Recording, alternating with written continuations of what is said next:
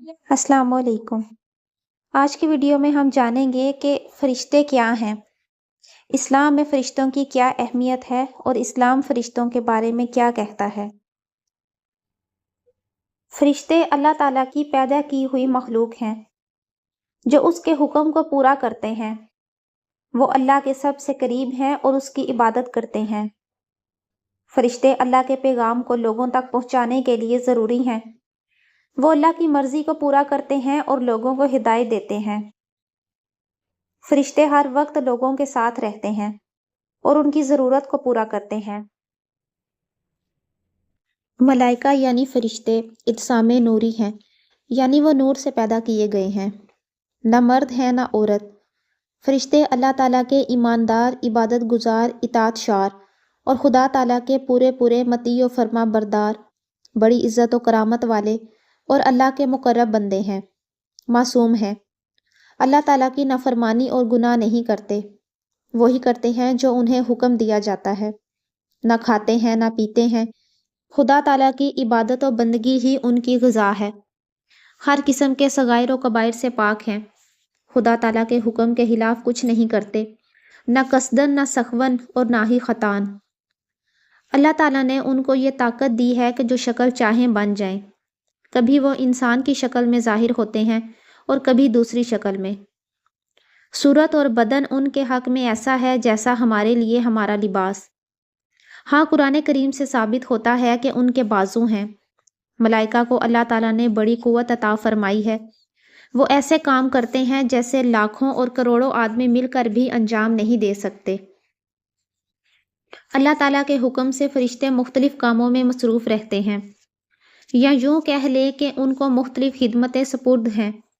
بعض کے ذمے انبیاء کرام کی خدمت میں وحی لانا، کسی کے متعلق پانی برسانا، کسی کے متعلق ہوا چلانا، کسی کے متعلق روزی پہنچانا، کسی کے ذمے ماں کے پیٹ میں بچہ کی صورت بنانا، کسی کے متعلق بدن انسانی میں تصرف کرنا، کسی کے پاس خدا اور رسول کا ذکر کرنے والوں کی محفلیں تلاش کرنا اور ان میں حاضر ہونا، کسی کے متعلق سرکار رسالت مآب صلی اللہ تعالیٰ علیہ وآلہ وسلم میں مسلمانوں کا نام بنام صلاۃ و سلام پہنچانا۔ بعض فرشتے بندوں کے اعمال لکھنے پر مامور ہیں، جن کو کرامن کاتبین بھی کہتے ہیں۔ آدمی جو کچھ زبان سے بولتا یا جو کام کرتا ہے وہ اس کو قلم بند کرتے جاتے ہیں، اور یہی نامہ اعمال کی صورت میں کل بروز قیامت پیش کیے جائیں گے۔ بعض فرشتے اس کام پر متعین ہیں کہ وہ بندگان خدا کو تمام گناہوں سے آگاہ کریں اور گناہ و نافرمانی میں مبتلا ہونے سے روکیں، اور صرف وہ گناہوں سے بچاتے ہی نہیں بلکہ نیک کاموں کی طرف ترغیب بھی دلاتے ہیں۔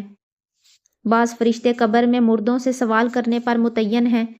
ان میں سے ایک کو منکر اور دوسرے کو نکیر اور دونوں کو نکیرین کہتے ہیں۔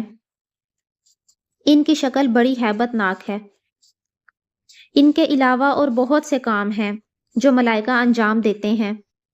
ہر ایک فرشتے کا جداگانہ کام متعین ہے، اور وہ جس کام کے لیے مقرر کیا گیا ہے اس سے سرم و بال برابر بھی تجاوز نہیں کر سکتا۔ فرشتوں کی تعداد کتنی ہے؟ فرشتے بے شمار ہیں۔ ان کی تعداد وہی جانے جس نے انہیں پیدا کیا، یا اس کے بتانے سے اس کا پیارا رسول صلی اللہ علیہ وآلہ وسلم جانے۔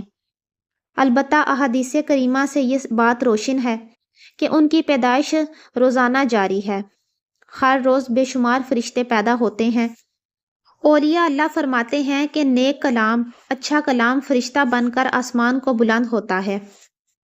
فرشتوں کے مرتبوں کے لحاظ سے ان کے منصب بھی ہیں۔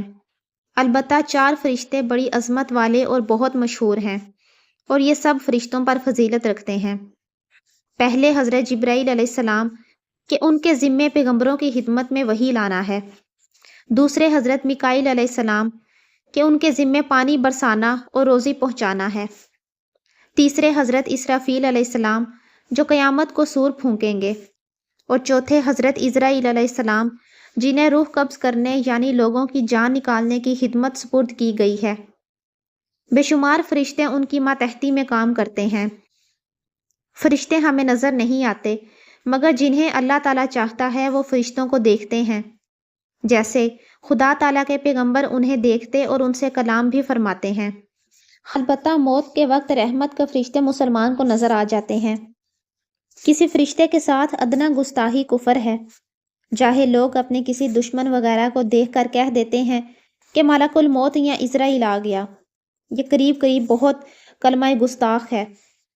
فرشتوں کے وجود کا انکار یا یہ کہنا کہ فرشتہ نیکی کی قوت کو کہتے ہیں اور اس کے سوا کچھ نہیں، یہ دونوں باتیں کفر ہیں۔